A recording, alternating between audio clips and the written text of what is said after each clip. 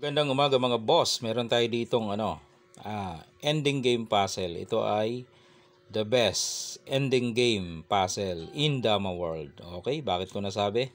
Ito ay para sa akin lang naman Kasi napakaganda Ang ganda ng logic dito mga bossing. Oo, kasi Dama is logic yan Bakit siya maganda? Dahil tingnan nyo naman ang posisyon. May isang dama na ang itim nasa center at isang piyon dito sa gilid. Ang pula, 3 dama na yan.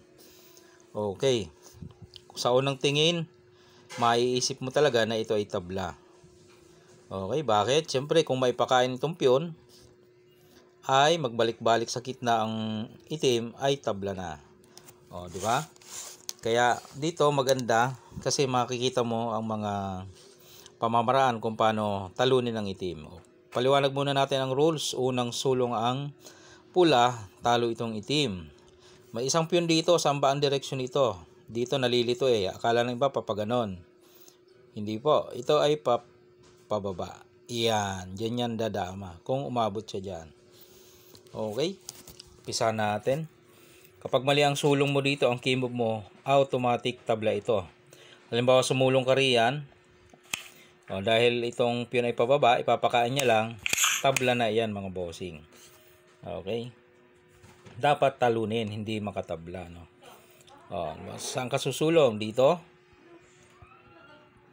Balik ko lang position. Yan. Sumulong ka dito. Dito ka naman. Iilag lang yan Sumulong ka dito. Ipapakain niya yan. Tabla na naman.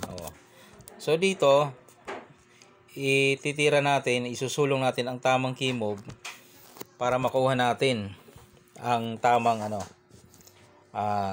pamamaraan paano ito matalo. Ang key move mo dyan ay dito mga boss. Yan. Dyan, ang pwedeng isulong ng itim? Hindi naman pwedeng piyon, dito, pwede siya. Pwede siya. Doon, sa dulo, o kaya dito. Isa-isahin natin yan. Kapag piyon, matic, para kang para ka nang binigay mo na ang laban, Kakainin dalawa, di talo talaga. So, bad move agad dyan. Dito muna tayo. Yan. Kapag dyan naman siya, ang gagawin mo dyan, dito ka lang. Kitang-kita naman yan. Talo na naman. Okay? So, balik lang natin. So, ito yung key move. Tandaan lang. Paano kung dito? Kapag dyan naman, dito ka lang poporma. Dito. Yan. So, pwede siyang bumalik sa gitna o kaya sa dulo. Pag sa dulo, kita mo na agad yan. Gaganyan ka lang. Kain dalawa. Kita mo na yan. Kaya mangyari, babalik sa gitna. Pagbalik niya sa gitna, ay ito, tingnan mo. Pakain mo to. Ipakain mo to.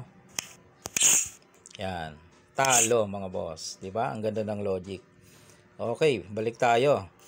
So, na-take up na natin dito, doon, dito. Dito naman tayo sa mga gitna, sa dulo-dulo. Okay, balik natin yung position. Basta ito ang key move. Okay, dulo-dulo naman tayo, Pwede dito, pwede dito. Saan dulo ba ang gusto nyo? Halimbawa, doon. Yan. Kapag doon siya, mga bossing, dito ka. Ipitin mo na yan. Okay. Siya pwedeng sumulong sa dulo. Pwede dito sa gitna. Pwede yan. Kung saan nyo gusto Pero pag umangat siya, mga bossing, dyan man, o kaya dito, ganyan lang. Kita na yan, Talo na. Okay. Dito tayo. Paano kung sumingit? Maganda. Kung sumingit, talo pa rin. Dito ka naman. Huwag kang gaganyan. Huwag ka rin gaganon. Okay? Dito ka lang. Obligado ang dos. Hindi naman pwedeng kain isa. Dos, ayan 1, 2. Kain ka dalawa. Talo siya. Okay. Balik natin. At yung pang final natin. Dito ang key move. Pwede siya sa dulo. Pwede siya dito. Diba? Doon siya. Dito ka inipit mo. Ayaw niya na sumingit. Talo siya Bawal din siya umangat. Kasi gaganyan lang, di ba? Diba, doon siya sa dulo.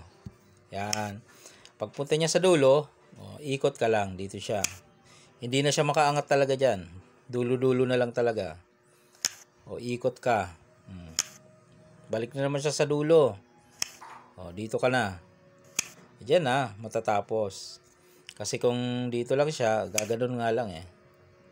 Di ba? Kain dalawa. Okay. Pero pagbalik niya sa dulo, ayun na yung nakahanda. Ayun Ayun. So, napakaganda nito. Kung ito yung mangyayari sa ending game na laro ninyo, ay pwedeng matalo siya. Di ba? Dito tayo. Dito naman siya. Same lang naman gagawin mo.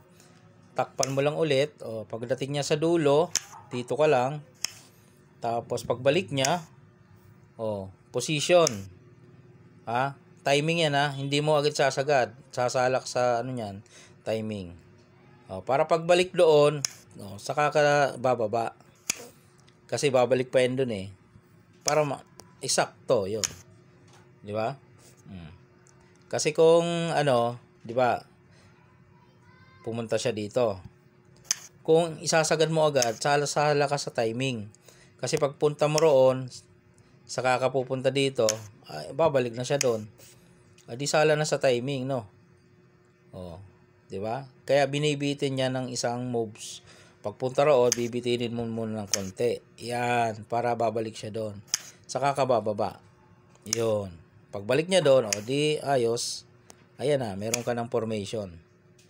Okay? Yan mga boss, na-share ko lang isang magandang ending game puzzle. Ganda, no? Nasa center siya pero matatalo. Okay, alright. Pa-share ng ating video kung nagustuhan mo. Mag-comment ka na. Okay? I-share mo rin sa iba para meron din silang kaalaman tungkol sa ganitong mga ending game puzzle. Alright.